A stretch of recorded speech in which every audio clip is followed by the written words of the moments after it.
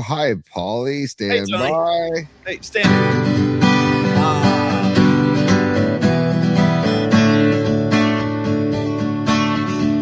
Creative Tony. Yeah, what you doing now? You got your little lead. Yeah, let's take a night reprieve. Gonna be some sweet sounds coming down on the night flight. On the night flight. This is your other home. Yeah, you know you're not alone. Gonna be some sweet sounds coming down on the night flight. On the night flight. This is your other home. Yeah, you know you're not alone.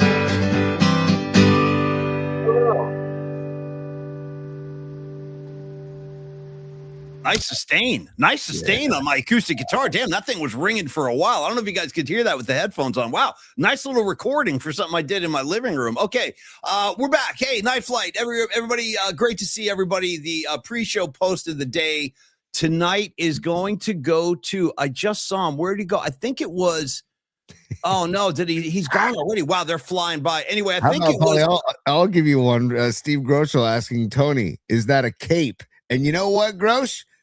You're damn right it is, buddy. You're damn right it is. I want to make sure I give proper credit. It was either Sweet Mad Hatter or Tuba Sun God. One of the two just posted, "Good evening, fellow weirdos." And I love that. Let me tell you a couple things. First of all, shout out. I don't know how many people are going to know this one. Maybe John Joseph. Maybe. Shout out, Tony. I guarantee you've never heard of these guys, but there was a short-lived punk band. I think they were from LA, early 80s, called The Weirdos. So shout out to the Weirdos, but also shout out, yes, I am in my robe, Scarlet Fire, 100%. Bonnie, always a pleasure. Great to see you. And I want to tell you all, the reason Tony and I are robed up, he's caped up, I'm robed up, because we've been delinquent. Tony and I were having lunch today, and I looked at him across the table. I go, Tony, we did it again. Oops, we did it again. We forgot to wear the robes on Roby Tuesday. So we're making up for yesterday's mishap. We figured we combine a night flight and a robe and just see where it goes. Pablo, una pregunta para ti. Yeah. See. I don't even know if I said that correctly. I don't either. I don't know what you said. No, let me translate. What'd you say? I have a question for you. Okay. But Paulie, does a cape fall under the robe umbrella? Does it fall? I'm gonna say yes, because it's flanking your shoulders. It's draped. Would function much like a robe, although the robe is like this. See, Tony, look, I can't. And by the way, I'm wearing my Dog Patch 50 shirt. Thank you, Big John, down at the Dog Patch. But Tony, see, what the robe offers you is this. Now it's open. Now it's closed. I got to walk through the house. You don't want to be, swinging, as they say. You don't want to be stark naked, swinging around like a pendulum. So you close the robe. Now I don't know if you have that.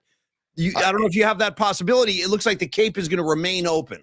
I got a hood though, and I also got the ability to do a nice little bow tie or a little double knot. Right. And I can just let the air flow right through, Paulie. And I want to thank Pine Needle for sending me this robe. This is the seagull robe. Later on the show, maybe I'll try and get up and demonstrate or show the seagulls on the back of this. And that's a badass cape or robe or whatever that thing is. That's pretty badass. No, they're pelicans. I apologize, Paulie. Stand by. Pelican fly. Come on, pelican. There we go. There you go. All right. Well, I hope everybody's feeling good tonight. And thanks for lining up, you guys. Always a pleasure to see everybody lining up for the PMP show. Tony and I are here on a mission of mercy. Okay. Yeah. We are going to, now the Giants got rained out today, so there's no Giant game to talk about. NBA hey, guess what? Adamas and Devers didn't strike out today. Funny you should bring that up. I do want to talk some Giant baseball tonight, and I have an interesting approach that we can take on the day of a rain out. I figured, remember, I don't know if you guys did this in your high school, but in my high school back in New Jersey, they would send you home with these things. It was like a precursor to your report card. And Tony, they were called progress reports. Did you guys get progress reports? Or was that my kids still get them. They just got their progress reports. How were they? How'd your kids do, by the way? Dom better be holding his end up over there. I know Olivia's going to be fine. Dom's a kid I got to keep an eye on. You're spot on, dude. Yeah. But no, they both did very well. So happy about the progress reports. And trust me, to quote my grandfather, my nonno, Dino Tonelli, he always used to tell me, if you don't get the grades, the ball game's over. So that's what I just repeated to Dom. If you don't get the grades, the ball game's over, and that's when we yank him out of every sport until the grades come up. But the grades are fine, so we're good. All right, good. Well, anyway, I thought tonight we'd do kind of a progress report on the Giants, kind of gauge where they are at this point, what's ahead, and how you kind of view this team after 29 games. So they got there's your sample size. What's up, team? Do you have to have progress to do a progress report? Well, you can have like a lack of progress. Like the progress reports I got were like, I don't know what this kid's doing. This kid's drawing the Van Halen logo in math class. We got to do something with this Paulie Matt kid because he's running amok. My progress reports were never stellar. I can promise you that. You know what's interesting? All kidding aside, my academic career kind of shook down like this. The classes that I was interested in, I did really well in. Like I always did really well in English. I did pretty well in history. Science and math, though, I was lost in space, dude. Lost in freaking space. We were talking math today, dude. I'm still traumatized. Tony and I had a nice lunch today down at Original Joe's, and dude, it was like a who's who of Bay Area sports media. We ran into one of our old buddies, one of our favorite sales guys of all time. Shout out the great Kenny. I'll leave his last name out of this, but Kenny rules. Always great. And by the way, Kenny looking good with the blazer and the hoodie. He's all stylish. And then the one, the only, you know him on pre and post. You see him all the time. The great Bonte Hill was there as well. So, and when we say Original Joe's, Paulie, this isn't the North Beach Original Joe's. This is the old school Westlake Original Joe's of Westlake that the Dugan family renovated, and that's where I grew up going basically because my mom grew up in Westlake, man. So shout out to Original Joe's of Westlake, and yes, great to see Bonte. Bonte, a 3-week-old daughter, child number 2. So maybe Bonte's daughter and the new addition to the Centaur family, Nina Centaur, can all become buddies down the road. That's a great call. And now I'm looking out for your kids too, because they're kind of like my kids by association. Like Tony and me were like one and the same. So Tony's kids are my kids are Tony's kids. And Tony helped raise my kids. Kidding aside, that's a topic for another day. But Tony was like nannying for me for years. But I was going to say that wait, I lost my train of thought. What were we just saying 2 seconds ago? Nina and baby Bonte Hill. Yeah. Thank you. Okay, brain dead Paulie strikes again. I was thinking like you can also take this opportunity since Bonte just brought a baby into the world. Yes, this is an opportunity for your daughter Olivia. Get her on that babysitting roster right now, dude. I've heard through you could probably speak to this, but I've heard the times have changed, dude. My kids are old now. They're in their 20s. But I've heard through the grapevine that babysitters are charging like $60 an hour now or something like that. Like, what the hell? No, it's not $60, but you're gonna dole out $100 for like a night out. If you like $20 an hour, probably, boy, that's a hell of a racket. So I'm just saying, get Olivia on the roster now. Like call Bonte and say, hey, when your baby needs a babysitter, I got Olivia right here. She's responsible. She's artistic. She's creative. She does gymnastics, whatever you guys need.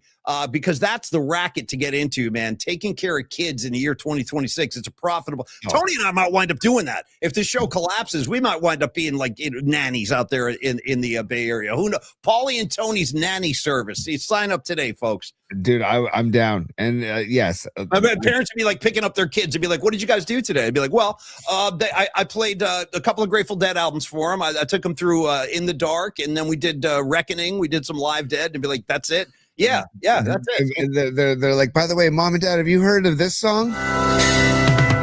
Bombs away. They sing "Bombs Away" today, Mom. What's that? Yeah, exactly. Mom and Dad, did you know that Paulie hates this guy? Like, let us play the game. Right.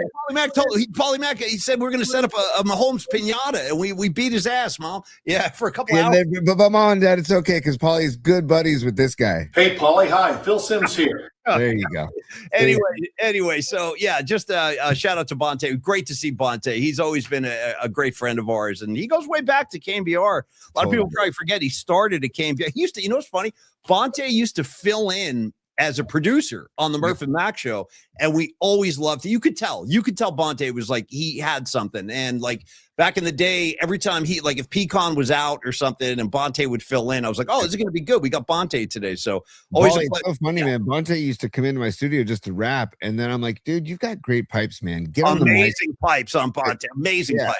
I was like, you need to start voicing stuff for me because you know how it is, Paul. You get sick of your own voice when you hate it. I hate my own voice. I'm so sick of it. Right. Yeah, you get sick of hearing it. So I was like, Bonte, get on the mic. And so he talks about our coaching. When I coached him a little bit on doing voiceover, and then when he was like, hey, he came to me telling me he got this great offer from 95.7. I'm like, dude, you got to jump on that. Yeah, jump all over that. Yes. Yeah. I said, but do yourself a favor. Do not burn a bridge here, man. Make your exit clean. Make it with love. Keep the arms wide open. Just like you did. Just like Tony did. I learned from my mistakes. Yeah. Tony's flipping guns at the old boss. I'm like, whoa, that's a big step. Okay. You've never told that story, Paulie. So what are these? I mean, why don't you? The door's open. Walk through, dude. Go ahead. So this is now, Tony, you got to keep in mind, you guys, just a quick trip down memory lane here, because Tony and I put in 20 plus years over KNBR.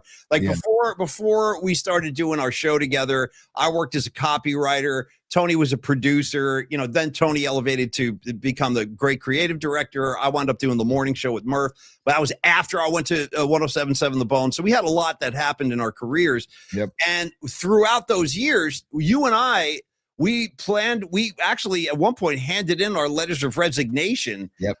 And then we both came back. This is like in the 90s, folks. I'm going way, way back. So Tony and I resigned like in 1999, and then they brought us both back. So next thing you know, they rehired us and we're back. And then, this is the freaking Kruger thing, I think. The Kruger thing, yeah. So you should tell this. This is your story, yeah. Well, no, I got fired with Larry Kruger and Bob Agnew. Bob Agnew was for the record, that was unjust.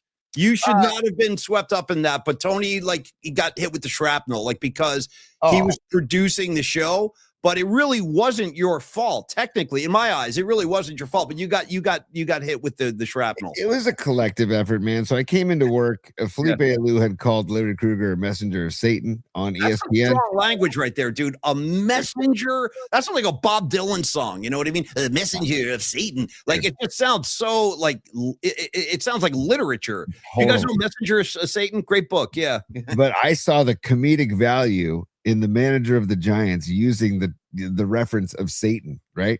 So I called Bob Agnew at 4 a.m. woke him up. Former program director Bob Agnew. Yes, called him, woke him up, and I said, hey, and this is after Larry Kruger on the night show, Sports Phone, said that the Giants were a bunch of brain-dead Caribbeans swinging at slop, and that Felipe Alou had cream of wheat for brains.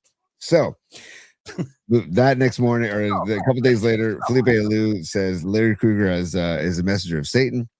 We have the soundbite. I'm like, oh my God, this is gold. Called Bob Agnew. I said, hey, I feel like our listeners deserve to hear this. And he says, absolutely, play it. So Murph is on the show with me, and FP Santangelo was filling in that day. So FP, Murph, and I were doing the morning show. And then we start playing the soundbite. And next thing you know, Murph and FP and I start riffing, mostly Murph and I, because FP laid back. And Murph and I started talking about the church lady. Could it be Satan? Dana Carvey. I remember the bit. It was a totally relevant bit. You were trying to make lemonade out of lemons, as they say.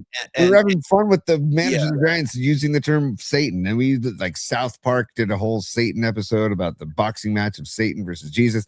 Yeah. Anyways, so we play all those sound bites. Next thing you know, I don't know, after the show, well, first of all, FP, we go to commercial break, and then FP goes, dude, if Felipe happened to hear that segment, which I doubt he did, but if he did happen to hear it, he's going to lose his mind. That's what FP said. I forget the timeline. Did FP play for Felipe at any point? Or no, I don't remember if he was part of Felipe's that era. I don't think so. In Montreal? Was it in Montreal? I don't know. Anyway, but I'm not sure if he did. Yeah, I'm not sure either. I know their paths have crossed many times. It's the big league fraternity. They're all like brothers on some level, the big league guys. Yeah. But anyways, and so later after the show, we stopped playing it because we're like, all right, whatever. And then even Bob Agnew called and said, all right, let's pull back. But see, Bob sanctioned it though. Bob sanctioned it. That's the thing people don't want to hear is that Tony was like, it got sanctioned from the boss. So Tony was kind of following orders in that case, and then he wound up getting iced. Gravy. Thank you for confirming. In Montreal, when FP was in Expo, he played. Thank you, Gravy. Thank you, and so Cheeks too. Yeah, FP loved Felipe. Yeah, there you go. And FP, FP has always like been supportive of me and always been a good comrade at the office. So he was very like, hey guys, we might want to lay back, and blah blah blah. And then Agnew. Yeah. I think somebody called Agnew, and Agnew's like, let's lay off. So we laid off. And then after the show, I get a call from Agnew. Hey, can you give me a sound check of that segment you guys did this morning? And I go, Jesus. Who wanted to hear it? See, I bet it was somebody at the Giants wanted that. No question. I think I know who, but I won't say his name. I think I know who was asking for that. Yeah. And I said to Murph, I literally said to Murph, hey, it was nice working with you, dude. A lot of fun. We're joking around. Yeah. And then that night I got fired, and Larry Krueger got fired, and then Bob Agnew. All three of us got fired that night. That was a mess. That was a really bad day. Kidding aside, that was a really, really bad day at the state. It was one of the worst. As Tony Salvador said, this is the darkest day in KNBR. He wasn't wrong. I mean, that was a big, big deal. Dude, it was so big that and again, at this particular moment in time, I was on 107.7 The Bone. I was not working on KNBR, and my shift didn't start till I think I was going on after Seaweed or something. So I didn't have to go until the afternoon. So I was home, dude, and I'm watching ESPN, and I swear to God, all of a sudden I see Larry Krueger's name at the bottom of the screen scrolling. I'm like, what? Yeah.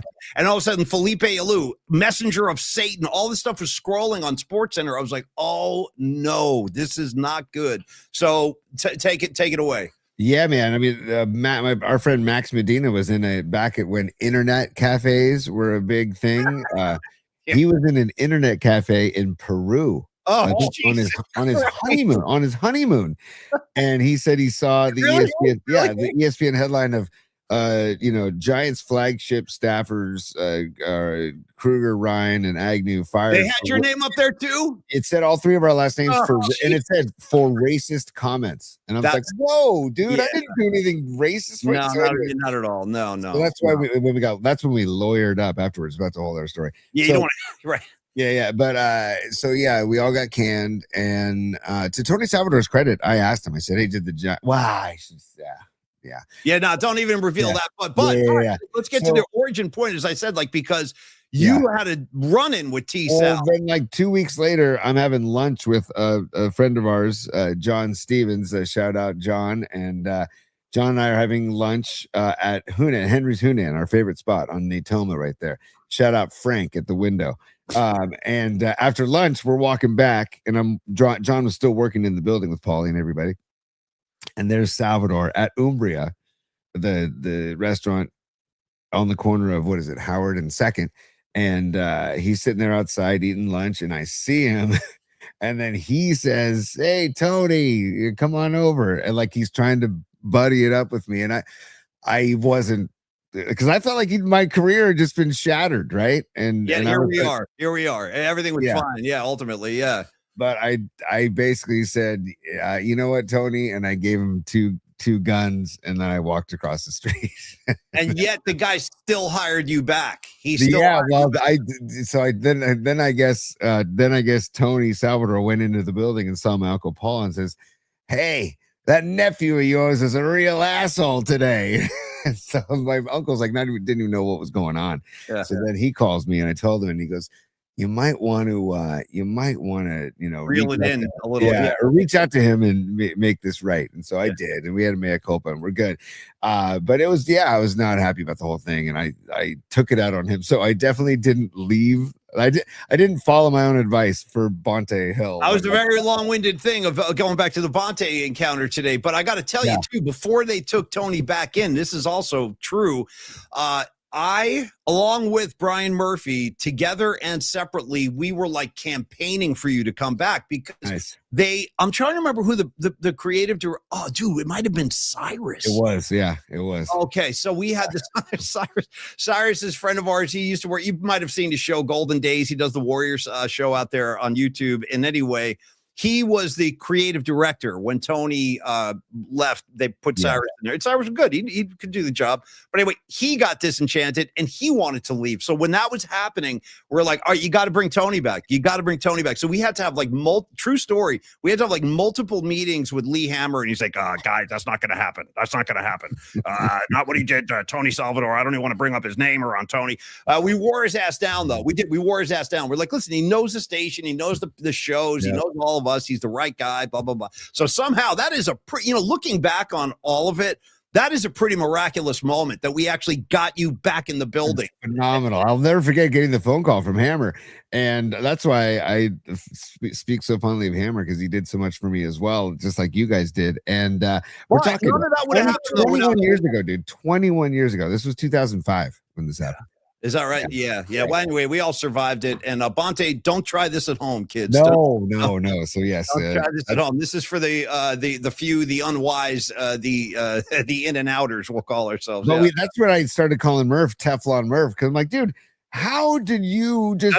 That's a good question. I don't know how we survived that. I don't. Oh, Kruger and I would riff on it for days, because Larry and I were talking to each other every day when we got canned. Because like, what are you gonna do? What are you gonna do? What are you gonna? Yeah. And then remember about like, by the way, let's just. What about our daily check-in on Teflon Murph, the guy who went untouched in the whole thing, dude? It's like, okay. And Murph felt horrible, by the way, for the record. He felt horrible that this all went down. So and the thing is too, is I just want to say this for the record. I don't think anybody out there really believes this, but just in case there's any confusion on this, I promise you guys, Larry Kruger is not a racist. Like he's not. No. Like you run into racist people, they're easy to spot. You're like, Jesus, this guy, man, whoa.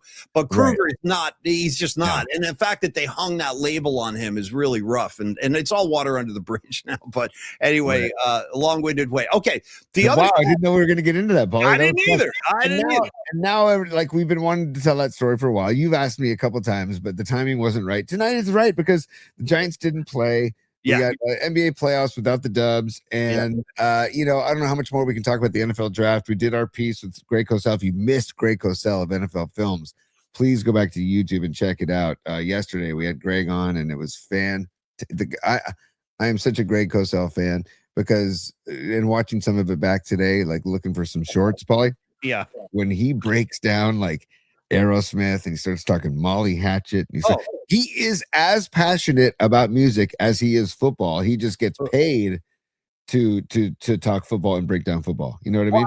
I will say this, and I'm not like exaggerating this. I really believe one of the reasons Greg Cosell likes coming on our show is because he knows he's going to be able to talk about some music and beyond. He told me that at the Super Bowl. He goes, I love coming on your show because we don't have to just always talk football. And he was like, I get burnt. I do the same interview a million times at a million stations, and I say the same thing. But he's like, when I come on with you guys, we'll wind up talking Jethro Tull and Zeppelin. I'm like, yeah, man, anytime. So, yeah, he was awesome. Greg was awesome. And we'll get him again down the road at some point. But great to see him. Now, Escobar Cheeks the third is shot. This is an amazing pull from Cheeks, and I have a big announcement with Cheeks too. Cheeks posting right now, Cyrus Satsis and the Extreme Scene.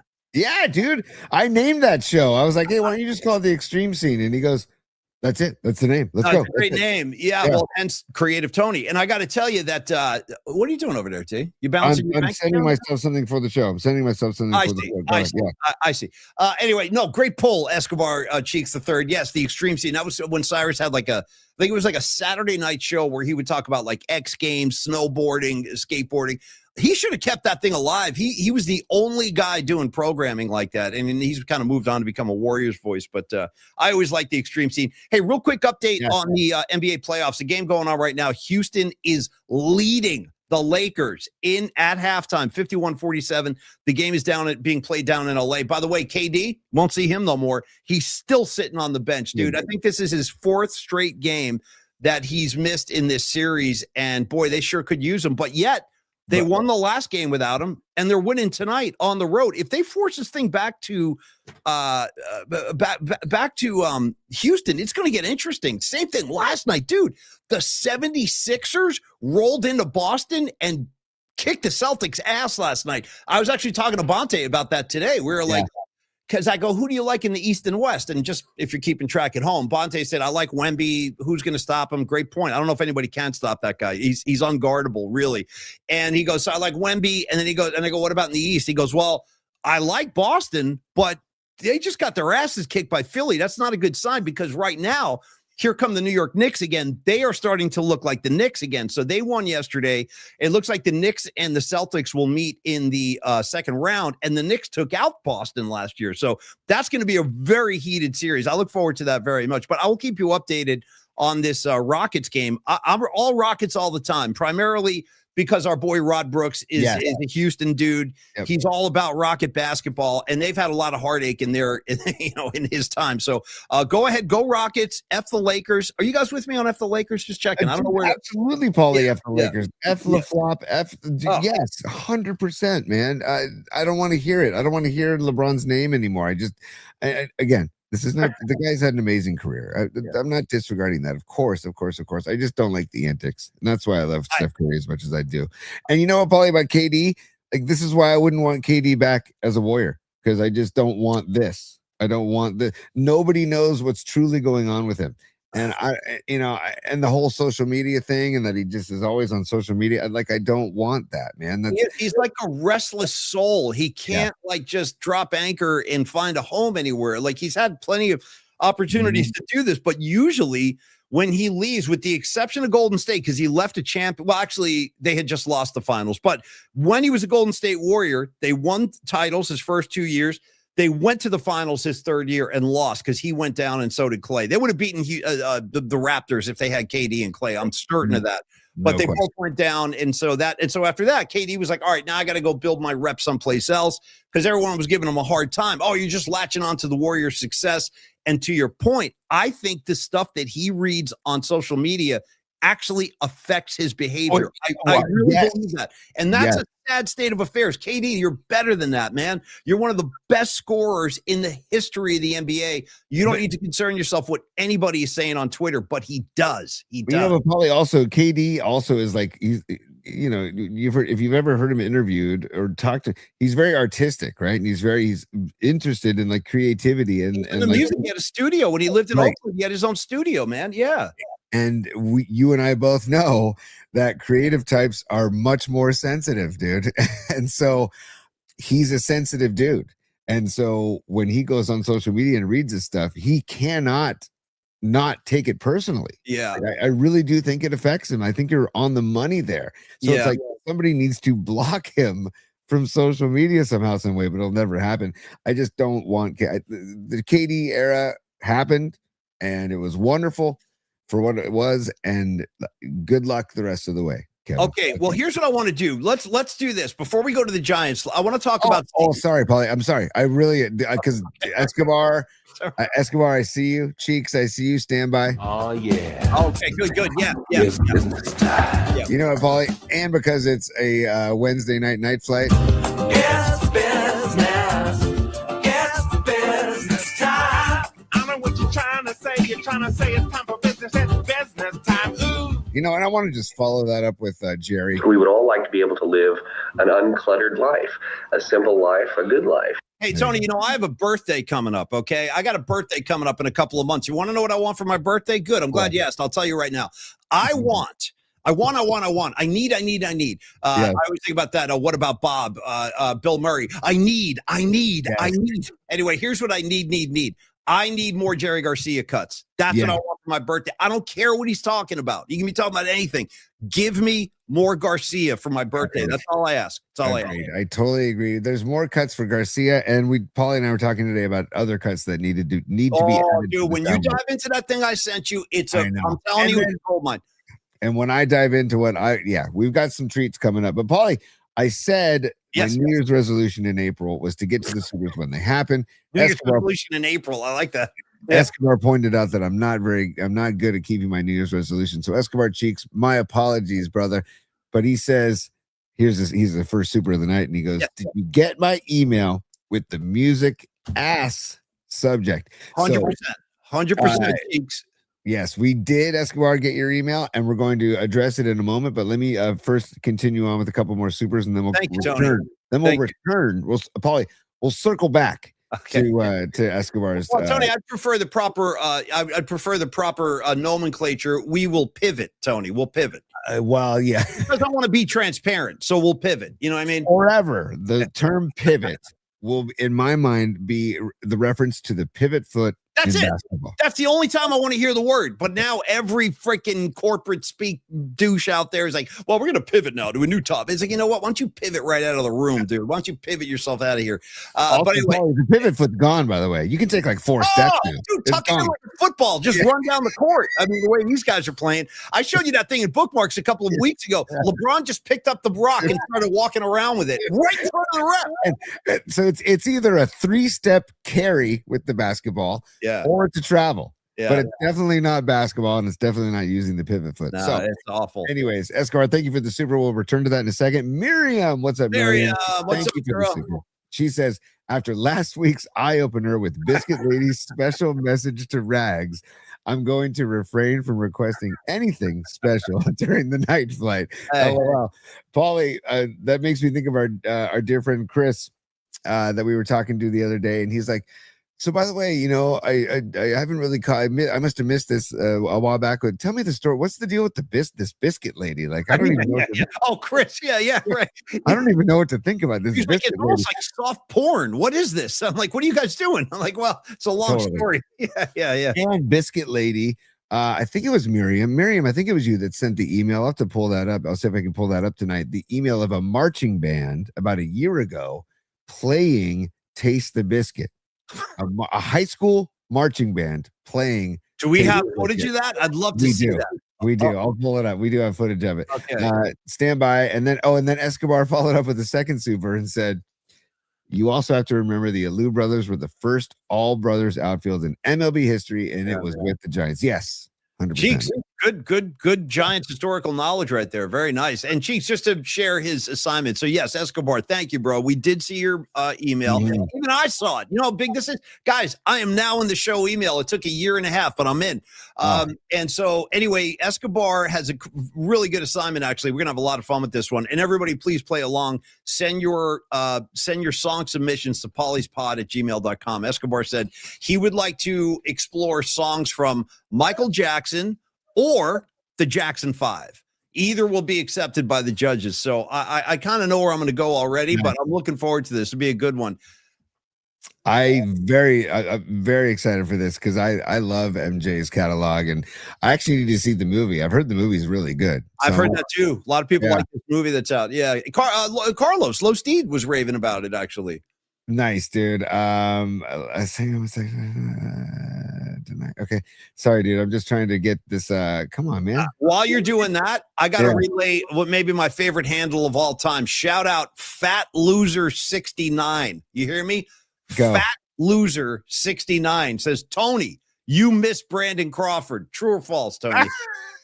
Fat Loser 69. I don't. He had a nice run. And Murph celebrated his 100th home run in 10 seasons in just wild fashion. So I love Brandon Crawford defensively and offensively average. And he had one of the biggest home runs in Giants history. Yes, I agree with that as well. Fat Loser, don't believe a word of that. Let me tell you the truth. Here's what's really going on. There's two things Tony hates in life. One is Brandon Crawford, and the other is this intense animosity he had towards Billy Corgan and the Smashing Pumpkins. He was a fan at one point, and now he's just totally turned his back on Corgan. So it's Corgan and Crawford for Tony. If you want to know the most hated, it would be those two guys. Dude, hilarious, man. It's all true. It's all true. No, we're good, dude. I love Brandon Crawford for what he did for the Giants. And you know what? If he like became part of the defensive coaching staff or infield coach or something, it'd be fantastic. Because he was the best defensive shortstop they've ever had. He's so low key, though. The guys wouldn't even hear what he was saying, though. He'd be like, yeah, you got to get under the ball and use the glove. I mean, he's like, he whispers when he talks. He's so like introverted. I don't think he's trying to get that guy to do liners. Oh, don't even bother. Don't even bother. We gave up. We're like, don't even book him on the show because you can't hear him. He doesn't, you know. What's up? It's Barry Crawford. You're listening to Giants Baseball and KBR. Now back to the game. That's almost a little too lively. That's almost like a little too colorful for Brandon Crawford. All right. Then I'd be sitting there going like, Brandon, Can you how about another take? How about another take? A little more energy. Have a little, just trying to be as polite as possible. And he's just like, he ain't having it. no. Crawford's not having it. Tony, are you still going with supers, or did you finish that? No, we're good with supers. Yes. Okay, so I want to give some love to our sponsors real quick. Let's get this party started with Dan Coach Emilio and SecureMoney.com. But as we thank our sponsors, and again, I'll just do like a collective thanks. Thank you, all the sponsors.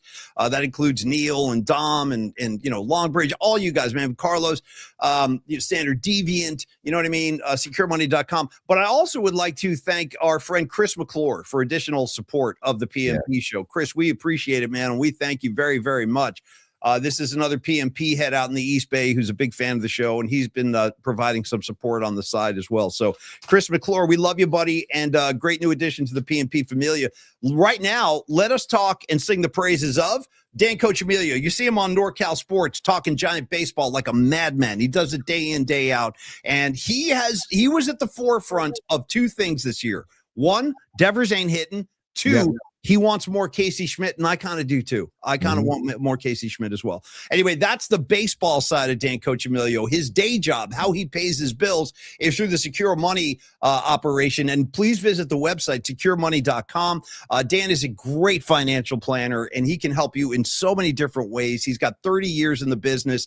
He has dedicated his career to providing his clients with honest service, great results, both of which you deserve. And the focus of Dan's work, I like to distill it down to these two words because he thought this would be the best way to kind of transmit his intentions. And he says, two things I offer to my clients and customers: safety and protection. Meaning Dan is committed to, and he has the expertise to deliver on this, helping you never lose money, but also assisting you with financial growth and opportunity. Meaning if he sees an avenue you can put some money into and it's going to grow, he's going to alert you to that. And then, of course, when it comes time to pay taxes, which we're all just kind of getting through, and what a pain in the ass that is every freaking year. Give us a break. You know what I mean? Already, give me a break.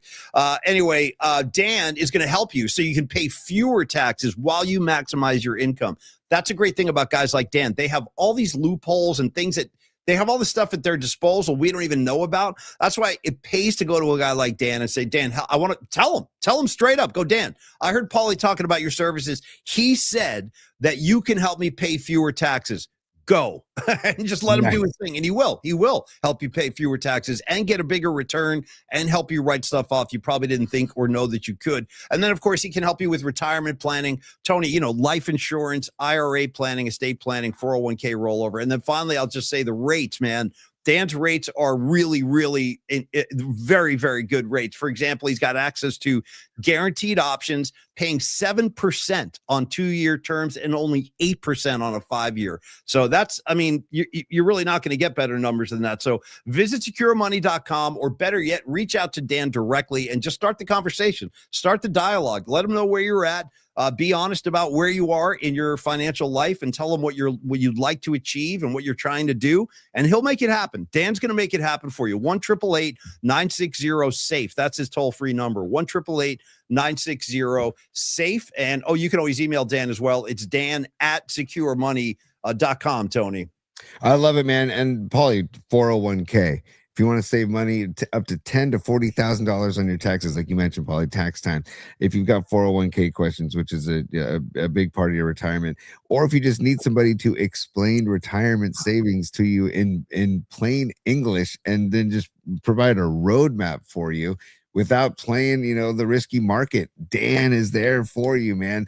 Dan Coach Emilio is one of our favorite people since we've met, and the fact that he's a partner now, we just love it. And Paulie, he also does life insurance too, and he talked about that when he joined us on the show when you were on vacation, and he talked about just it is such an important decision to make sure, and no, it's not something you want to think about or talk about, but to make sure that your loved ones are taken care of if anything were to happen to you. So Secure Money with Dan Coach Emilio. He is our guy. And also check him out at NorCal Sports Network, because Talking Giants Ball, it's at NorCal Sports NW for Dan Coach Emilio. But like it says, secure what matters most, and call Dan today. 888-960-SAFE, 888-960-7233. Or you can email Dan at SecureMoney.com. Thank you Paulie, so much, Dan. We love you, buddy. Yes, I'm sorry, T. Go ahead. I have to do some executive producing here, a peek behind the curtain here. I'm going to ask Dom when we go to bookmarks. Okay. Actually, no, basically, to let everybody know, I'm trying to do process of elimination to like explain or figure out the exact reasons why I've had bug issues with the Rodecaster and my laptop and stuff. So I'm using Megan's souped up laptop tonight. Yeah. And it's not allowing the certain permissions that I normally have. So I might need Dom to jump in and maybe guide us through some stuff at some point. So Dom, if you're listening, I'll shout out to you and say, jump on the show and pull up some stuff. Actually, I'm glad you said that because I want to shout out Dom as well here in just a second, because I want to talk about Steve Kerr for just a sec. So just kind of keeping up with what's going on during this offseason with the Golden State Warriors. So Steve Kerr, if you hadn't heard this, he had a meeting with Dunleavy and Joe Lacob on Monday. Apparently it went a couple of hours. All three parties walked out of there saying it was a, quote, productive meeting on for all sides. And here's what I would like Dom to do tonight, because I've spoken my piece about Steve Kerr. I'm a supporter. I support the guy. If it was up to me, I would re-sign him right now or try to get him to come back, because I think he's the right guy for this group. But my question is, and I would like Dom to transmit this, can we get a poll up tonight, Dom, in the audience on the comment line? Let's do a PMP poll, and it's just going to be straight up. You guys speak from the heart. Do you want Steve Kerr to come back next season? It's a yes or no thing, but I'd love to see where you guys stand on this. For me, it's a yes. And I guess, attached to that, Tony, is the idea, like, if you don't want Kerr to come back, do you think another coach could come in here right now and get more from this group? No. Could another coach come in here and take this team farther than Steve Kerr could? I'm very skeptical of that. Paulie, next year? Yeah. No. In maybe a couple years, maybe. But next year, no. And again, there are windows closing in the Bay Area with the 49ers, with the Warriors. So they need to embrace, the time is now, Paulie, and they need to, it's a all-in season for the 49ers this coming season. Next season, with Steph Curry and Draymond situation and Jimmy Butler, who knows how much longer he's going to play and be healthy. The time is now. So I don't think you're going to bring somebody else in and then all of a sudden it's just going to click. I just don't. Kerr and Curry trust each other so deeply. I don't think that's the case. So I really, really, really hope that this meeting is just the first step in making sure that Kerr sticks around. Right. I think he wants to. I did hear rumblings that and I don't know if this is true. This is just allegedly that the Warriors were upset with some of his political statements in his post-game press conferences or pre-game press conferences. And what I love about Steve Kerr is that he's like, that's me.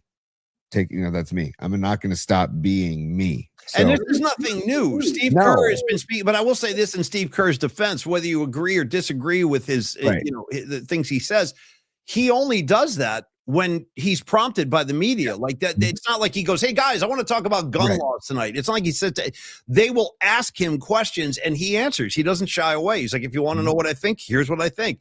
And I listen to him because he's a really, really smart guy. And you have to keep in mind, Steve Kerr's life has been politicized from the time he was a little kid because his father was assassinated in Iran. And that's the correct term. His father it was like a political assassination. So he is all too familiar with, both sides of the political coin. And so I don't know if that's true. I read that too. I don't know if that's a problem with the Warriors front office. I don't know, or if that's going to factor in. But here's one of my main, kind of stumbling blocks on the idea of Kerr not coming back. I can't imagine a new coach coming in here and telling Steph Curry, hey, Steph, start all over again. You got a new coach. It's like, really? That's how you want to spend the last couple of years of Steph Curry's career, throwing some new guy? Unless it's somebody like Iguodala or Mike Brown, who both have experience with the team, coaching and intimately. They're, Iguodala, obviously a champion with those guys, and Mikey Brown won rings as an assistant. So that would sort of calm the waters, but I think my first choice is still going to be Steve Kerr. I think it's whether or not he wants to continue doing this, and I don't know. I think he definitely does. Why do you say that? Let me stop you right there. Why do you think he definitely does? Because of the personnel that he has, right? And if Curry, I think if Curry was thinking of retiring right now, I think they'd both be gone. I think they'd both be done and it's over, right? But Draymond's still around, Curry is still around, and Butler's coming back healthy. And there's talk of them making a big offseason move. So all those cards on the table, I think he sees the potential. I don't know. I do think that he's tired, right, of certain things with that come with coaching. I think that it's just, that's 82 games and the travel and all those back-to-back. Dude, the back-to-backs are not just hard on the players, man. They are extremely hard on the coaching staff. How about Ron Adams? You think it's easy on Ron Adams? He's just trying to get into his room and read some poetry, and God's sakes. He's got to hop up. It's true. He's a big poetry guy. Oh, I couldn't be a bigger Ron Adams fan. Could not be a bigger. That might be a good T-shirt, man. Just Ron Adams with no word, no explanation, nothing. And then it's like a T-shirt that if you know, you know. If you don't know who it is, whatever. But if I walked by somebody and they were wearing a Ron Adams T-shirt, I would give him a bear hug. I'd give him a bear hug. I would absolutely just hug them very tight. I said, let me buy you a beer. What are you doing right now? Let me buy you a beer real quick. Hey, I want to shout out another new name on the board tonight. I've never seen this guy, but I love the handle. Shaggy 1975. Great on both accounts. Shaggy and 75. Good year. Is that the rapper? Shaggy, Mr. Lava? Or is it the band, Tony? The 1975? Do you guys know? Yeah, the 1975. Get that 1975. Hey, Paulie, with Steve Kerr coming back, if they were to come back, well, we can get into that later. No, finish your thought. I don't like that. What? Do you think that they would be contenders? Like, do you think that they would be title contenders? Boy, I think they need another piece, to be honest with you. I think they need and that's why you're hearing Kevin Durant's name start to pop up again, because it sounds like he's ready to leave Houston and smoking rubble. Shocker, dude. Like, he's ready to leave everywhere. Like, that's my point. Like, I'm just sorry, man. No, it's okay, dude. A lot of people feel that way. Let's speak your mind, man. No, it's just, he's an amazing basketball player, but he doesn't like to settle in anywhere. No. And speaking of trust, I don't think he trusts anybody. Probably doesn't. He probably doesn't. Right. And again, I got to tell you, man, my experiences with him, again, they're very limited and only a couple of times. But my vibe, my read of Kevin Durant was he was a really cool guy, really good guy. And what a talent he is, man. Yeah. So again, I have a lot of good things to say about him when I encountered him and what he can do on the floor. So I think if you brought Kevin Durant back, now you're talking about a potential championship team, because you're looking at 4 Hall of Famers in your starting 5. Steph, Dre, Butler, and hypothetically KD. That's a handful for any team to deal with. Even a Wembanyama, even OKC. I think OKC is entirely beatable, by the way. I'm not buying what they're selling. SGA throwing himself on the floor. Can they beat the Spurs? Honestly, I don't know if they can beat the Spurs. I think so. So talking to Bonte today, because I think you stepped aside and we're talking to Kenny, I was like, Bonte, you think that the Spurs can beat OKC? And we both looked at each other like, that'll be a hell of a series. I like how Draymond D'd up Wemby and also the best. Right? And got in Wemby's head. Like, it wasn't just a physical thing. He got in Wemby's head. As Draymond will. Yes, and see that right there. Just saying Draymond Green's name to me is another reason why Steve Kerr should be considered strongly, because who else is going to control this guy? Right. Draymond Green is a wild horse, man. You know what it is with Draymond. You never know what he's going to do any given moment. He's going to get thrown out of a game. He's going to punch a teammate out, like anything. It's all on the table with Draymond. But again, they don't have a single one of those rings without him. I promise you that. Without Draymond Green, they're not winning those titles. No question. And Steph Curry, I would be willing to bet like my house on the idea that Steph Curry wants Draymond by his side on that team. I don't think Steph would be supportive of any plan that involves shipping Draymond out of here. I think because Draymond knows where Steph's going to be. Draymond, like, they work so well together, and to disrupt that. And I think Steve Kerr has done a masterful job with Draymond Green, just controlling the personality. And I have to think he got a lot of that from Phil Jackson, watching how Phil handled like Dennis Rodman. When Rodman was nuts. He was like, I'm going to Vegas for a few days. See you guys later. He did that Rodman just left the Bulls one time and they let him go. They're like, all right, Rodman needs to go get nuts for a few days with Carmen Electra. Let him go. And then he came back. So because they knew, they're like, we have to have this guy if we're going to win a title. So, and I think Kerr observed all that and kind of employs similar kind of tactics with Draymond. You got to give him some slack. He's going to, he's crazy and he's going to be, but what he gives you in return, I think, is worth the headache in my mind. Paulie, Sting once said, if you love somebody, set them free. Shout out Brantford Marsalis on saxophone on that one. Yes, absolutely. And also, I want to do the music parallel, Paulie. You know, when musicians are replaced in bands, the transition isn't exactly seamless, dude. I mean, I don't think anybody, and I like Sammy Hagar as a person, and I think he's a talented dude, but I don't think anybody that was a big early Van Halen fan like truly ever recovered from Sammy Hagar Van Halen. I never bought a single record with Sammy. And I got nothing against him. Sammy's a good guy, man. And I love the solo stuff. But dude, you start coming in here with, love comes. I'm sorry, brother. You're just alien sits for the open. I can't help it. As David Lee Roth will frequently do, he distilled it down. This is one of Dave's greatest one-liners of all time. They're like, Dave, what's the difference between the Van Halen with you and Van Halen with Sammy Hagar? He's like, well, I'm glad you asked. And he's like, the difference is Sam Hagar. He always calls him Sam. Sam Hagar is writing songs about love. When love comes walking in, how do I know when it's love? Will this be love? All these songs about love. And I ain't talking about love. And I'm like, this guy, I love this dude. How great is that, dude? There's the difference. I ain't talking about love. I will say Sammy Hagar is a very entertaining follow on Instagram. So great guy. Great. And a very close friend of Bob Weir's, by the way. They were neighbors up there on Mount Tam. Yeah, they hung out quite a bit. My Uncle Paul and Lamont would always talk because Sammy would come in studio a lot. Super cool guy. Yeah. Way more than any other like local musician. He would come in to the studio a lot and they loved him because he was just such a down-to-earth dude. So again, nothing against Sammy. How was the transition, Paulie, for like the AC/DC singers from Bon Scott to Brian Johnson? Brian Johnson, yeah.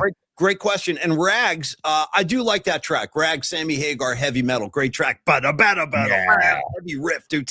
I like the solo stuff. I do. Well, also, the dude on the Footloose soundtrack that we talked about last week. The girl gets around. The girl gets around. Come on, man. The Footloose soundtrack again. Can I just everybody dive in? And if you haven't seen the original Footloose movie, what's your deal? Get involved. Hey, also, shout out Sammy Hagar. I always like this one too. 1, 2, 3 lock box. Bam, but they do 1, 2, 3 lock box. I like 3 lock box. Tony, what were we gonna do right before the Sammy diversion? We were talking AC. I asked you about AC/DC. Listen.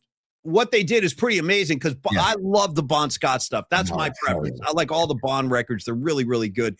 Brian Johnson, like the first record they made was Back in Black, which is one of the biggest selling albums of all time. It sold something like 25, 30 million copies. So, but I think they kind of trailed off. They released a couple of good records with him. And, I know you're a big Thunderstruck guy. Stop. It's like a bunch of cavemen. Yeah, it's like, what are we doing here? Thunder. I'm like, this is the dumbest thing I've ever. I know everybody loves Thunderstruck. Sorry, I got to bow out on that one. Are you a Thunderstruck guy, T?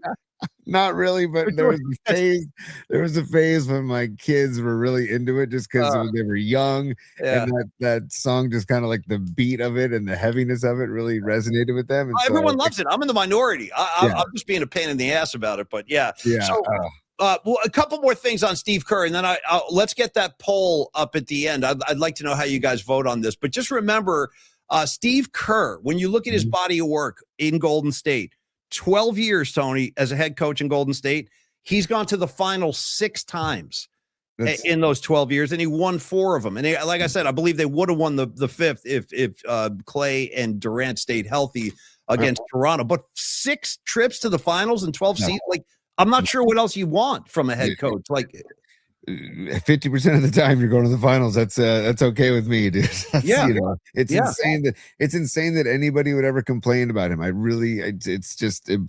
blows my mind. And to think that they know more about basketball than him. It's like, come on.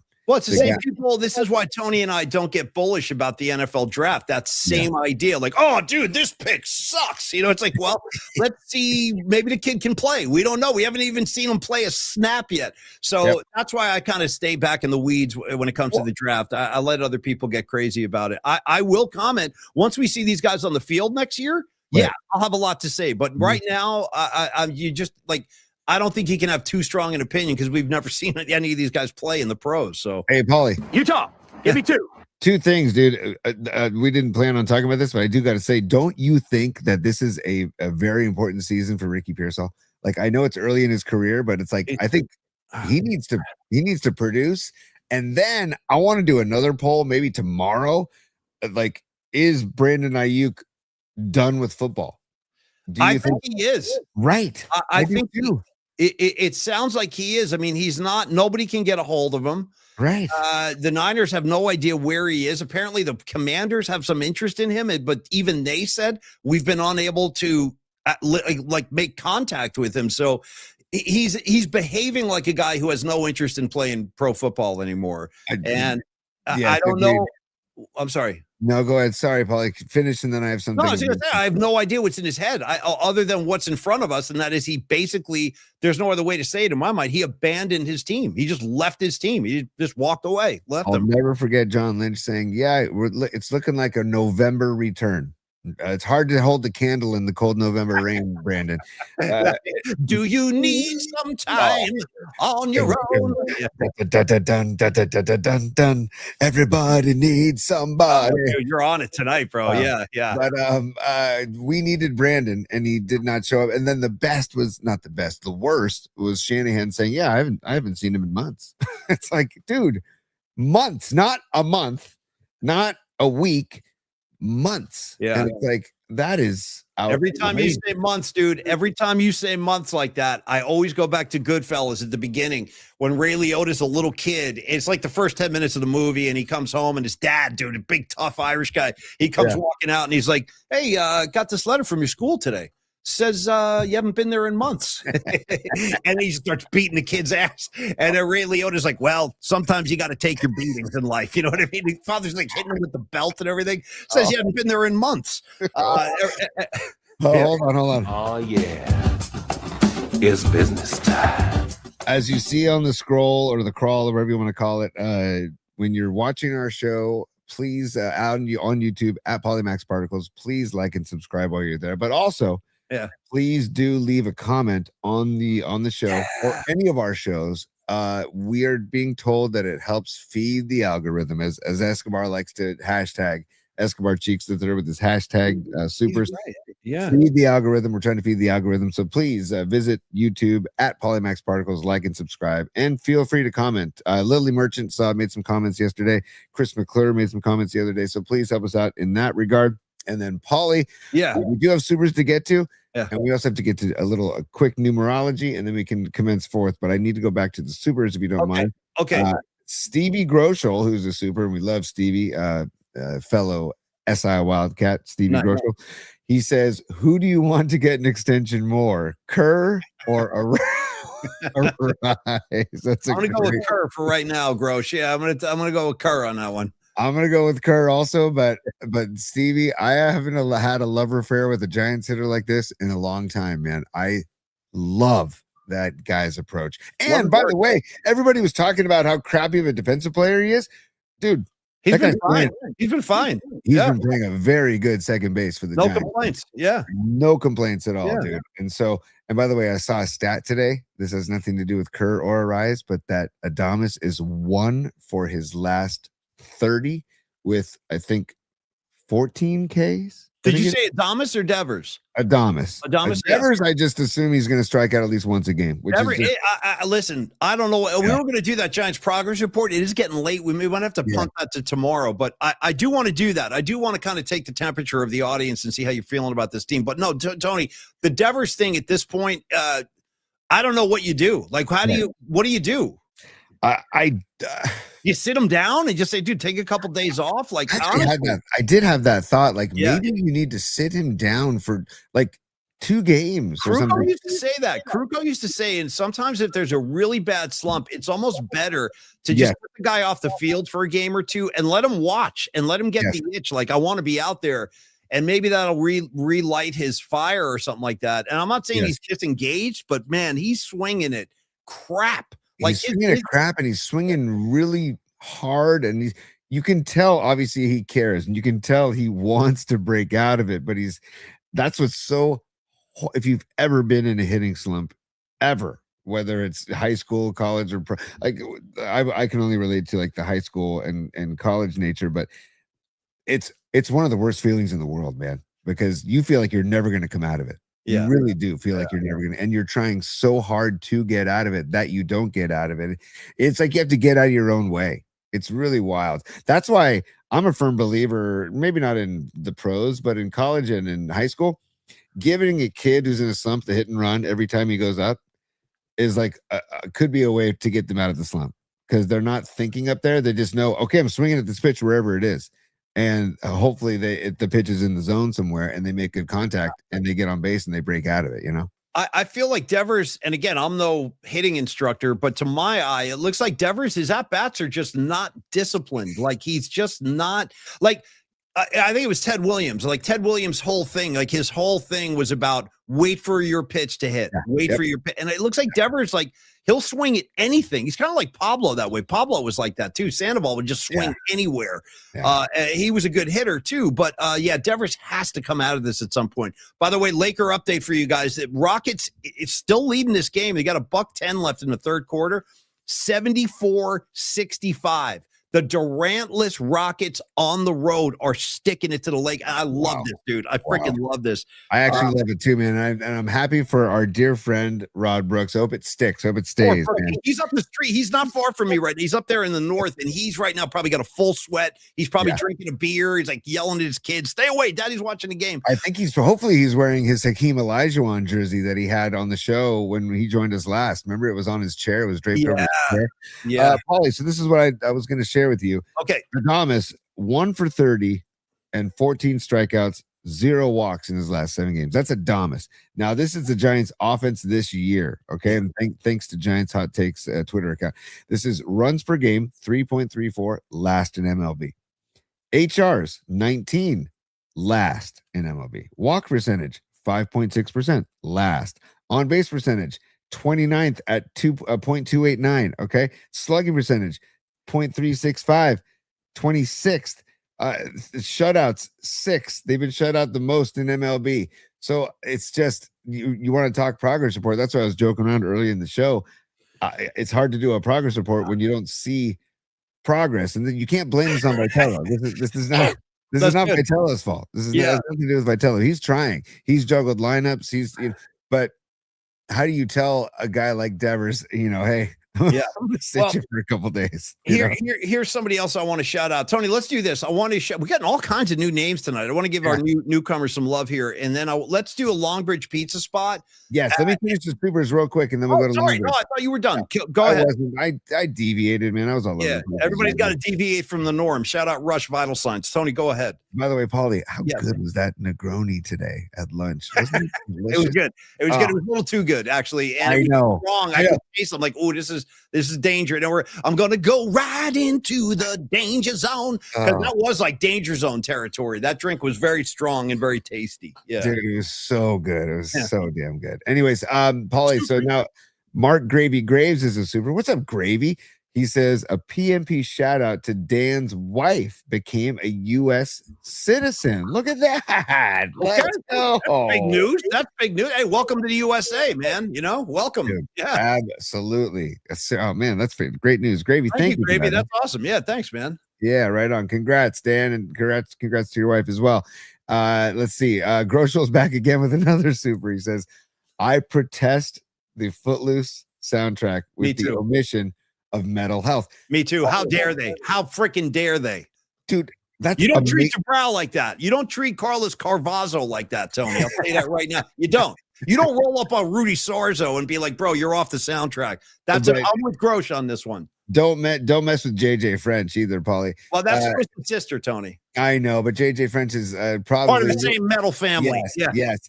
So Groschel, funny you should say that, man, because Paulie last week when we were talking about the Footloose soundtrack, he said, "Oh yeah, Metal Health's got to be on there," and I said, "Actually, it's not." Because that was my favorite part of the movie when he pulls up in his VW blasting Metal Health. I'm like, yeah, I like this kid. Like he won me over with that. Yeah. Hang your head. Totally. I freaking loved that tune.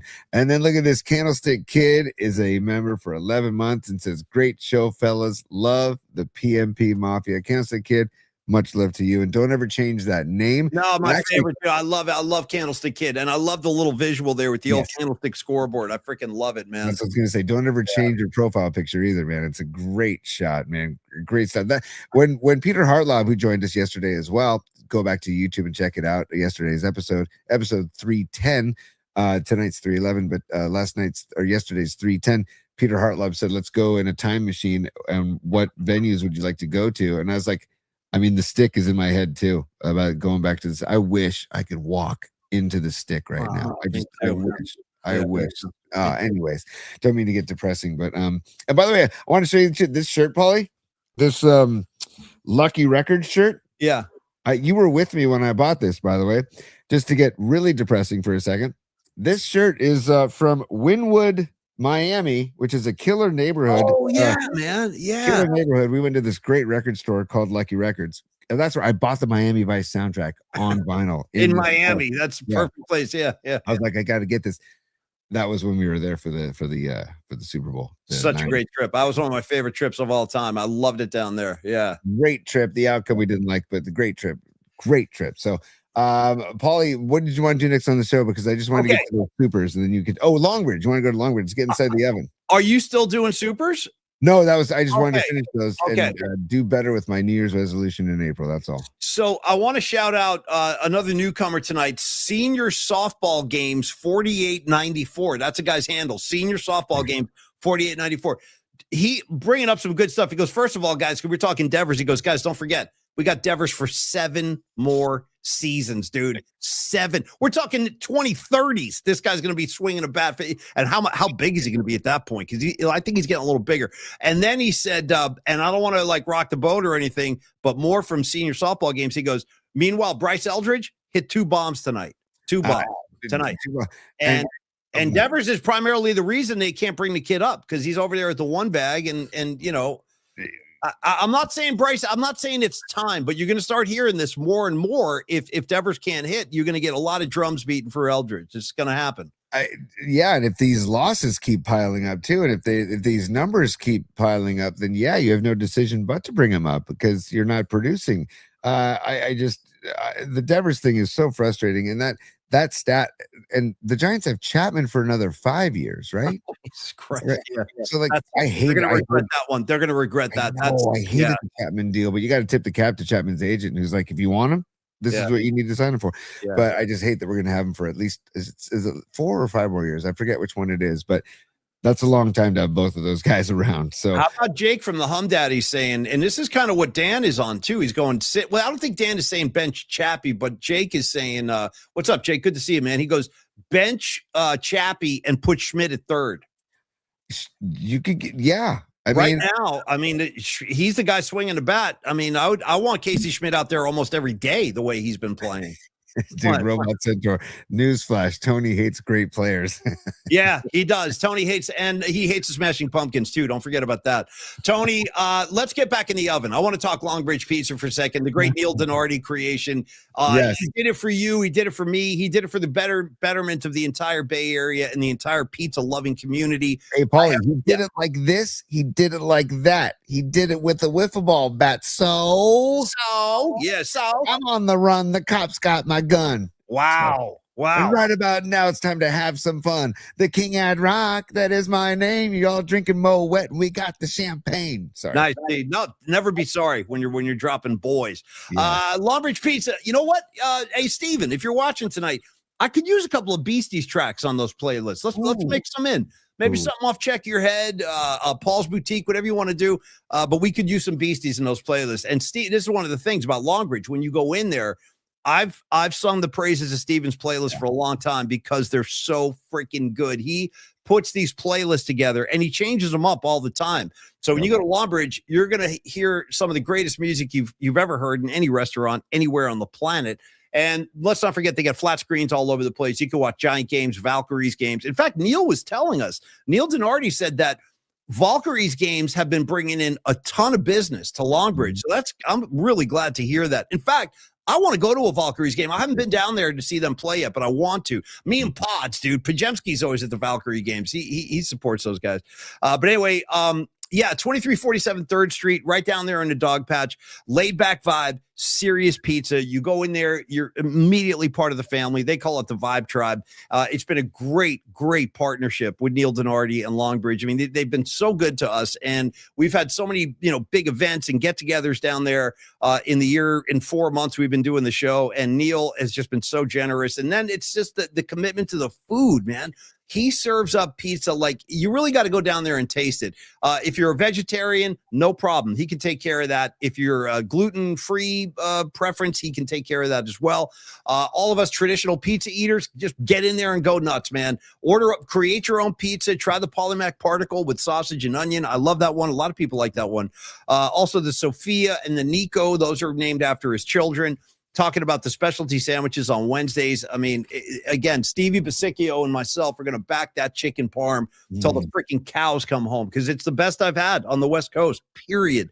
Yep. So the great food, great service, great vibe. Get on down to Longbridge Pizza. If you want to place an order to be delivered, please do it on their website, Tony. That's longbridgepizza.com. Yes, Paulie, and I also see Shaggy 1975 on the chat asking where exactly is Longbridge. It's 2347 3rd Street in the dog patch, just a few blocks south of Chase Center, and also 2 blocks west of Standard Deviant Brewing. So it's a great neighborhood right there in the dog patch.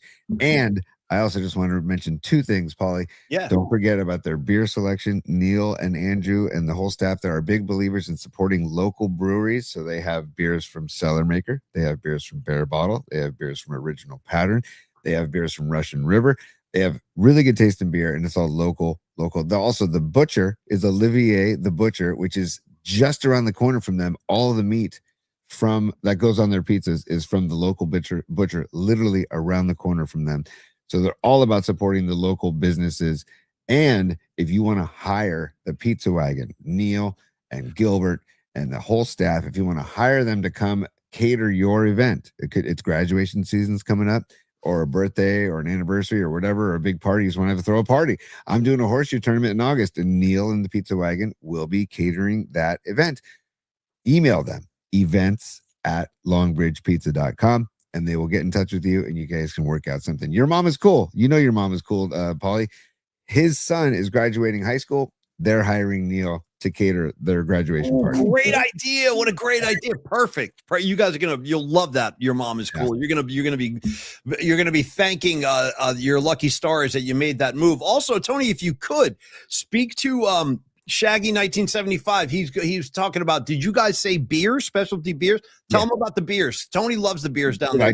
I'll reiterate, they're all local beers, Shaggy. And pale ales, IPAs, there's a stout, there is a Pilsner, anything you want, Neil's got. And also for those of you that have turned to the non-alcoholic beer selection, because those have come a long way, they have those available as well. Or you're just trying to be good. I'm trying to be better Sunday through Thursday. Okay, I had a Negroni at lunch today, so that's not, I'm kind of failing at that right now, but the beer selection is fantastic, and it's all local breweries. When I mentioned Russian River, he always has a keg of Pliny the Younger every February because he's tight with the guys at Russian River. I'm tight with the actual Russian River. Just shout out the Russian River. I'm a fan, dude. I'm a big fan. Yeah, forever. Yeah. I love Guerneville. I love, what is it, El Rio? I like that whole area, Rio Neto. Like just get me up in the woods of Guerneville, or where I belong. You know what I mean? Yeah. Dude. Again, love lift us up where we belong, Paulie. But again, thank you, Neil. Thank you, Andrew. Thank you, everybody at Longbridge Pizza. They call it the Vibe Tribe. Be a member of the Vibe Tribe. They're all about creating a good vibe for your experience when you come into Longbridge. So again, check them out, longbridgepizza.com. Thank you guys. And Shaggy, get down there. You're going to be thanking us, bro. And real quick too, just a couple of special because I'm getting to know my PNP familia now intimately. Yeah. I know for a fact, just for example, the Nutter, he likes a hot and honey. Yes. You're talking about my girl Miriam, my sister, and all things Pete Townsend. She's a loading dock gal. Dude, see, so is your mom is cool. Your mom is cool as a loading dock. But the thing is, like, I'm getting to know you guys to the point where I know what your orders are, and I like that. I like that we've come all that way. Rising Wolf, Paulie. I think Rising Wolf is a loading dock head. So. People love the freaking loading dock, man. Yeah. They really do. That's a very popular pizza down there. Tony, here's what we're going to do. Executive decision time. We are going to punt the progress report to tomorrow because we got plenty of time to get, and I don't want to start that. It's too late to start that now. Yes. So I would like to, Tony, unless you got a problem with this, I would like to go visit Bookmarks for a few minutes, and then we can come back and do a stellar spot and wrap it up tonight. And another update for you guys, dude. The Rockets are dropping I am so happy about this. Rockets 82, Lakers 71. 9 minutes left in the fourth quarter. They got an 11-point lead with 9 left in the fourth. Let's close this out, Houston. Let's go back. I want LeBron sweating. I do, and I can't wait to hear his excuses after the game. He's always chock full of excuses. It's Bronny's fault. I bet it's Bronny's fault. He shouldn't be out there, dude. That kid has no business being on an NBA floor. That's such an embarrassment. That whole thing that they forced him to draft that kid. He shouldn't be. It's the whole thing. Yeah. Hey, Paulie, unfortunately we're gonna have to punt Bookmarks till tomorrow. My apologies. We're gonna the stuff. Yeah. Okay. We're gonna have to punt Bookmarks till tomorrow, but that means tomorrow's show at High Noon is gonna be a lot of fun because we have a lot of fun bookmarks. Paulie, I also wanted to do a quick numerology. Oh, yeah. We want to talk bookmarks. This is not a bookmark, but this is something I saw that I just bookmarked myself. That I wanted to relay to our team, the PNP Familia, that just an update on Kyle Harrison. Have you seen how Kyle Harrison is doing? Let me tell you a couple things about Kyle Harrison. For starters, I was not happy that they gave up on him so quickly. I really, really wasn't. I loved his body type. He reminds me a lot of Matt Cain. Like he's got that thick kind of, bottom half. Like he's just built to pitch, man. And he's got great stuff. I also like him that he went to De La Salle where my kids went. He's a local kid. Great kid, too, from a great family. I know his old man a little bit. His dad's a great guy. And I just felt like the Giants, they cut the cord with this kid so quickly. And P1 Chuck, who's one of our good buddies here in the PNP family. I'm not sure if he's on the board tonight, but P1 Chuck sends me updates on Kyle Harrison like all the time. And I've seen how well he's been pitching. So tell everybody, Tony, for those that haven't seen it. And it's killing me because we could use him right now in our rotation, man. He's young, too. He's going to be around for a long time. But go ahead. Tell him, T. You know I'm a lefty snob, so that was another reason why I was sad to see him go. But in his first 5 starts of the season, 23.2 and 2/3 innings pitched, 2.28 ERA, 8 walks, 30 Ks, a 200 batting average against, and a 1.06 whip. So Harrison he's dominating. And like you said, the Giants could use that right now, man. Because I don't know, the Hauser, I don't know. Hauser, we need Hauser to kind of lock in. I don't know if that's possible. Malley, I like Malley. So far, so good. And then Ray and Webb. But dude, Roop, there it is the ace of the staff right now. If you want to talk numbers, I just felt like they just gave up on him so quickly. Like you have to give these kids time to develop, and I'm not sure what was behind that, or I really don't know. I don't know what was behind his quick exit because he was not here very long. I know they sent him to Boston, and he got out of there pretty quickly. And now he's finally found his footing, and that's why you don't give up on these kids that quickly. So yeah, that one hurts. That one hurts. Losing. Yeah, did you see who's a Dodger again now, or not again, but now a Dodger is Tyler Fitzgerald. I have a feeling that's going to play a role in September. If the Giants are in any type of race, it's going to be interesting. I could just see him doing well against the Giants as a Dodger, which makes me really upset. But I think Jake's saying it best right here. Molly got raked yesterday. He did get raked. By the way, Chooch 916. I have to assume this is a riff. He just posted this. He goes, "Go get Trevor Bauer." Oof. No, that is not going to happen. Although he's trying to resurface. Have you seen him? He's poking his head out now, being like, "Hey, I'm ready." Like, I don't think anybody takes a chance on him. He's playing in Japan, right? Or is he playing Korea? Where is he playing? He's playing somewhere overseas. I know he wants to come back to the bigs, though. He wants to come back to the majors, and I don't think he's going to find. I don't think a team's going to give him a shot. I just don't think it's going to happen. Not after all the accusations. When you read up on this dude, it'd be hard to imagine anybody giving him a shot. There it is, Chutch. I see you, Chutch 916. Yes, I saw this video. It's a Mexican league. Yes, Sourdough Sal. He threw a no-hitter yesterday, and the video when the final out is recorded, nobody goes and congratulates him. Wow. It's pretty trippy. Wow. Like the other players go and congratulate each other, but they don't congratulate him. It's really bizarre. So. Yeah, well, he's getting what he's probably getting what he deserves. Scarlet Fire. Let's not do that and say we did. I'm with you, Scarlet Fire 100, but let's just not go there at all. Tommy, I need you real quick before we go because I want to do a stellar spot, but I would like to see the results of that poll. I'm just curious how you guys feel. Tony and I are Steve Kerr guys. We'd like to bring him back. And if you're joining us late, well, Dom, I think Dom set up a poll tonight. We asked you to tell us it's just a yes or no thing. Do you want Steve Kerr back next season? There's all speculation. If he's coming back, we don't know. I say yes. Tony says yes. And Dommy, give me those results. He says, check my phone. All right, stand by. Stand by. There's check Dom right there. Check. Where? Yeah, look at this kid. Nice. Damn, there he is. What's up, guys? Hey, Dommy, great to see you. I didn't expect you were going to be popping on, but I love this. All right, I'm looking at my phone, and look at this. Allow me to read the results. Well done, Dommy. Yeah, go for it. Steve, okay, so he posted this, and the question, like we said, very straightforward. Do you want Steve Kerr to return as a Golden State Warriors head coach?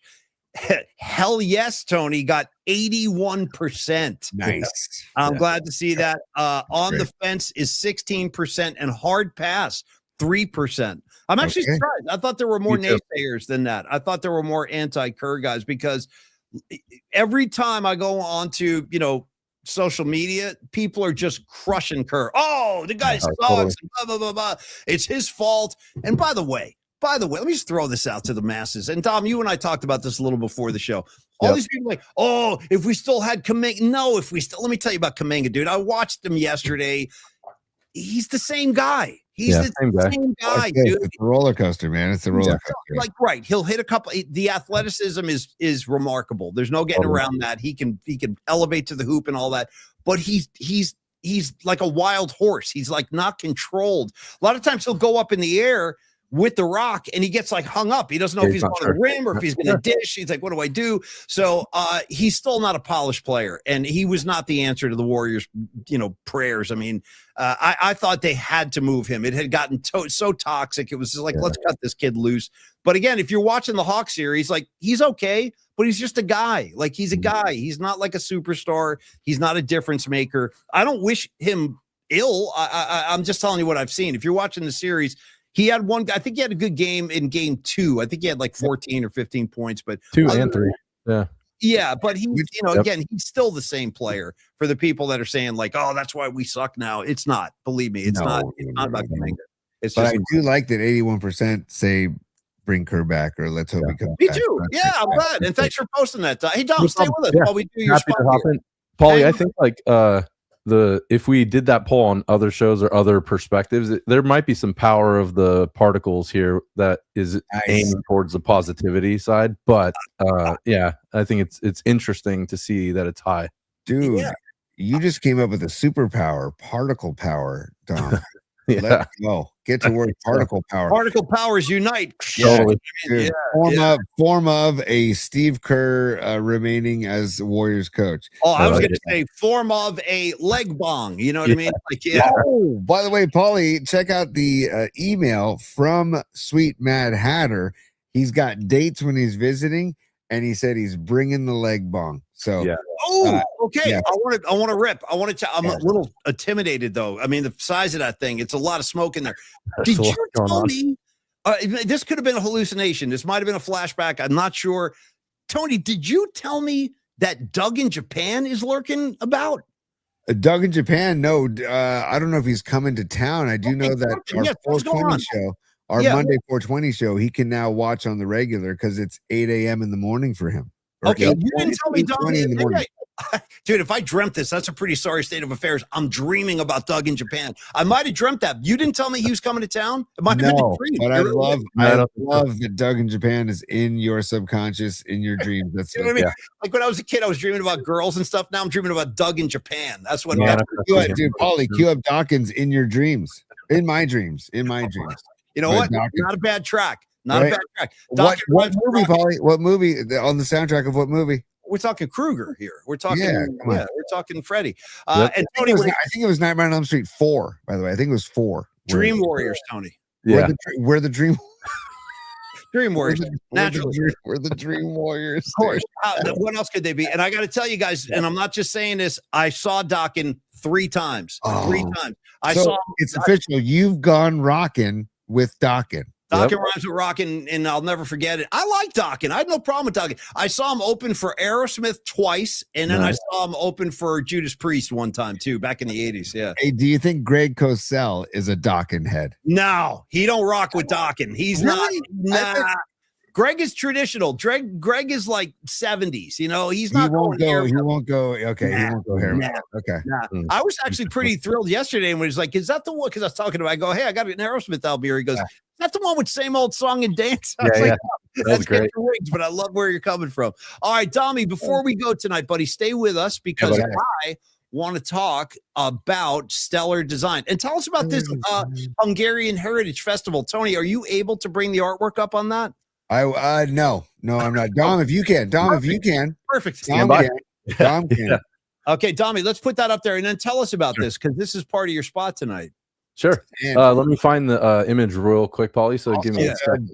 Yeah. Dom, can we also, because talking to Dom today, we were talking about Baller Cam also is a product that Stellar Design is involved with. And if you want to talk about that a little bit too, Dom. And we also talked about the Goha leaf care system and Goha plant care that Dom's involved with as well. These are Stellar Design projects that Dom's involved with. And Dom gave us an update. I want Baller Cam to be involved with Little League Baseball and Youth Baseball. And I think that's going to happen in the future. Of course. I'm sorry to interrupt you guys. The comments line is heating up in a big way. For starters, Miriam, I saw Dokken last September. Hell yeah, you did. Hell yeah, you did, Miriam. Rags, Dokken, it's not love. It's not love. Great track. How about Breaking the Chains? Anybody with me on Breaking the Chains? Bam. Dub City. Greg Cosell, he's more of a winger guy. More of a winger. That's nice. Dub City came to mind for me too. Dub City. Here comes the winger army. I didn't know there was one. Yeah, winger heads are rising up here. Tuba Stungod. There will be no winger slander here.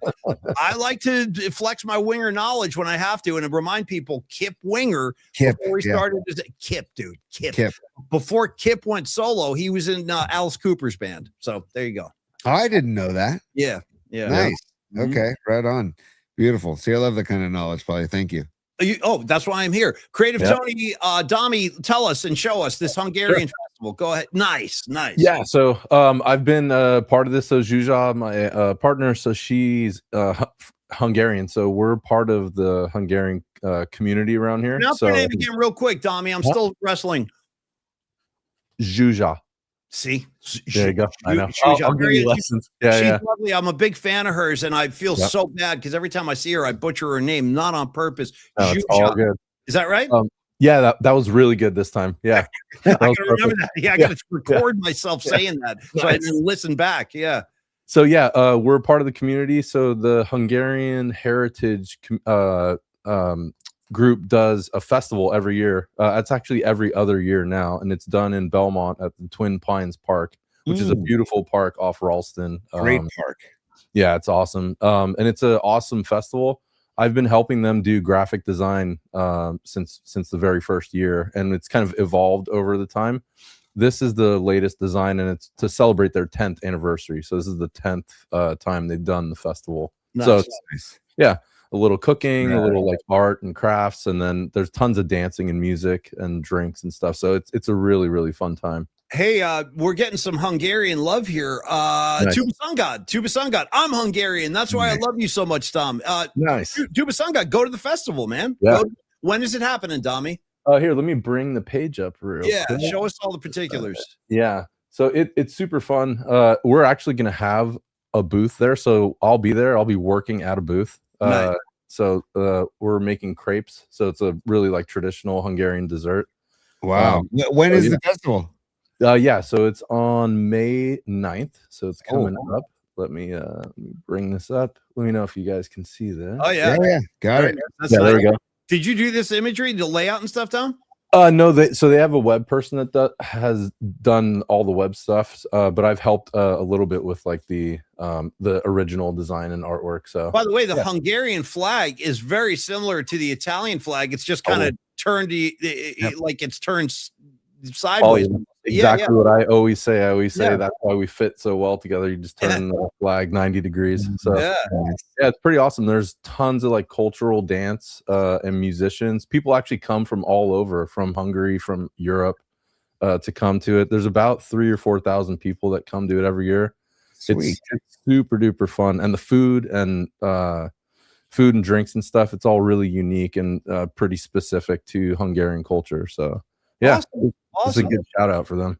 Another great creation from the minds over at Stellar Design. And again, if people are watching the show, I'm encouraging people to do this. If you're watching the show and you're like, God, Dom does all this great stuff, I'd love to have him do something. He's available. Seriously, give him a job, give him something to do, and Dom will create the art that's going to complement whatever occasion it is or whatever job you're working on. Like if you're a freelancer and you're like, maybe you're a copywriter, you doing advertising stuff and you need artwork to go with your stuff, I got the guy right here, Dom Peralta. Or if you're a startup company and you have a new product you want to market, like the Goha, stuff like that, you've obviously seen Dom can handle the work and he'll bring it to life, man. He'll make that thing sing. So reach out to Dom Peralta. We got him right here. He's a lovable guy, easy to talk to. He's got the skills to pay the bills. 650-796-3144. Of course, you can always email Dom as well.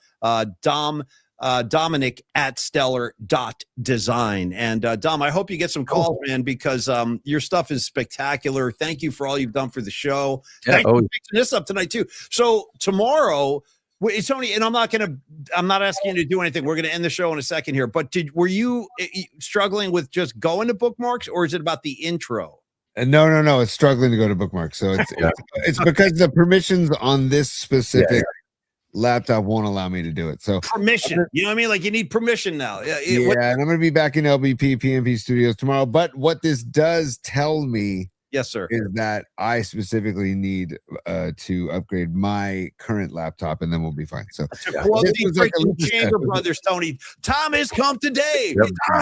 Go get a new laptop. It's time. Because they're cheap. They're super cheap and affordable these days. Believe me, I know. I bought one before we started the show. It was very affordable. Yeah, very affordable. Yeah. Nice. Hey, we've got Tech Day written down. It's coming up. And what did you say?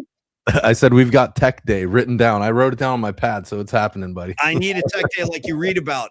Tony, what were you saying, bro? Sorry. I was going to say, Fareed, I did not get a permission slip signed for bookmarks because he asked if I got a permission slip signed for bookmarks. So it's unfortunate because I wanted to, and maybe it's better because we can connect bookmarks to the Giants progress report tomorrow. Because Kruger, our brother Larry Kruger, he posted this thing with Giant statistics, offensive stats. Oh boy. Dude, yeah. It's like what I was reading earlier. They're dead last in a lot of categories, man. Not good.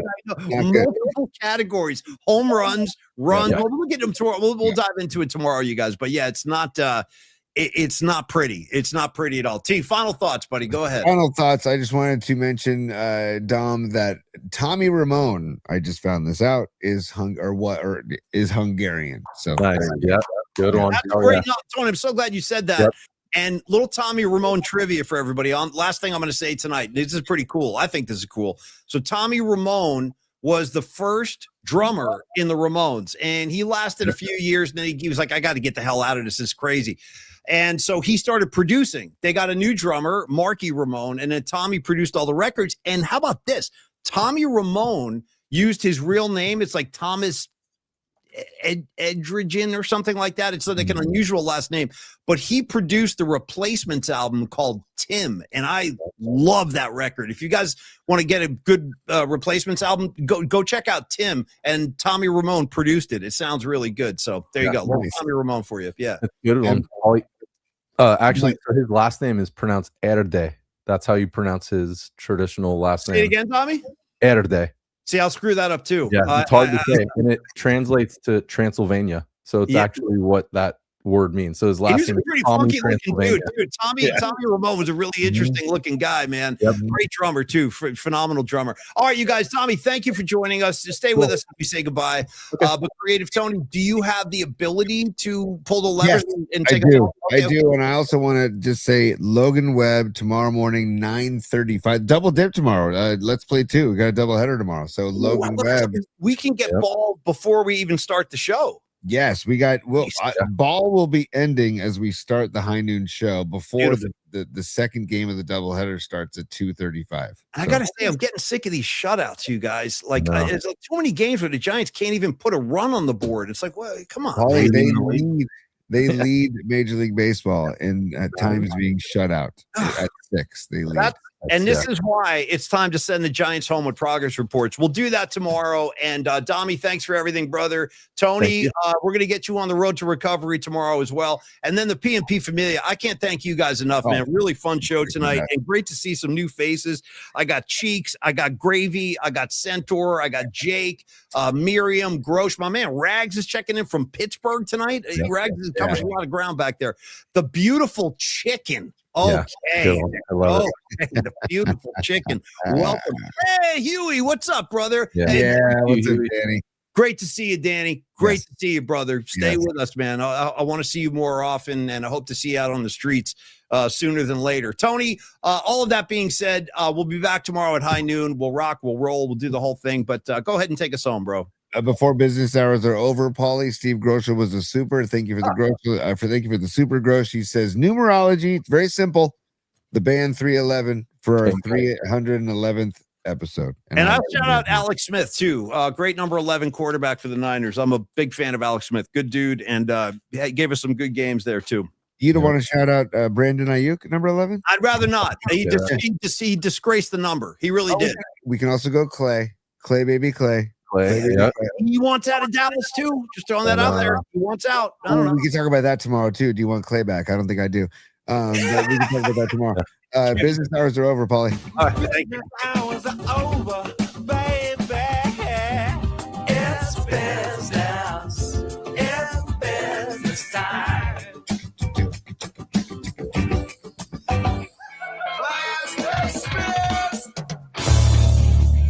Yes, sir. All right, man. Everybody have a great night. Rags, Phil Sims, number 11. F that. F that. I'll burn a Sims jersey. You bring me the Sims jersey, I'll light it on fire. All right, you guys, Creative Tony, fix that laptop. Dommy, go do your thing. The rest of the PNP Familia, much love to all you guys. Thanks for being here all the time. And we'll do it again tomorrow. Go Giants. Score a run for me. Humor me. Score a run. Do something. Yeah. We'll see you guys tomorrow at high noon. Cheers, everybody. Peace out.